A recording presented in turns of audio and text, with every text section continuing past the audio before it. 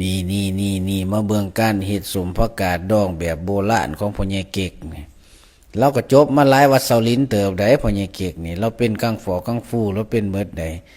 จังว่าเราใส่วิทยายุทธหรือว่าพระตีนเรานี่ขันสมผักคนอื่นคนธรรมดาเขาใส่มือใดเราใส่ตีนถือว่าคนธรรมดาเฮ็ดบ่ได้คือเรานะเราขันจะมันมุนเดี๋ยวเราก็เอาเกลือใส่ในไหเดี๋ยวเราก็เอาผักใส่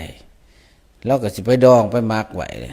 โอ้ผู้ใดได้กินฝีมือพ่อใหญ่เก็กนี่บ่ได้ธรรมดาไดยากไดปีละเทื่อเท่านั้นเราสิเฮ็ดสมผักให้กินนี่เราก็บรรจุใส่ไหจนเต็มจนยัดพู้นแล้วความสามารถของพ่อใหญ่เก็กนี่ก็มีหลากหลายได้ผู้ใดเอาเหยียบยัดเข้าไปพ่อใหญ่ไปจะไดแต่สิเข้มคักบาด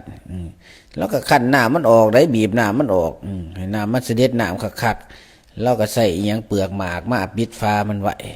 โอ้ยอันนี้ก็สูตรพ่อใหญ่หัวหลานโลดอันนี้หั่นผู้ใดดีสิกล้ากินน้ำเจ้าดีบาทนี่เราปิดฝาได้เราก็สิเอาไปไว้ได้บาทนี่แล้วสิไปไว้ในไสบาทนี่เป็นแล้วบ่บาทนี่คือสิแม่น3 วันก็ได้กินแหละเอาเบิ่งซิเบิ่งพ่อใหญ่โอ้ยจะแม่นคักมันกินแท้บ่หรือว่าคอนเทนต์นี่ข้อยก็เริ่มบ่แน่ใจได้ยังพ่อใหญ่เก็กนี่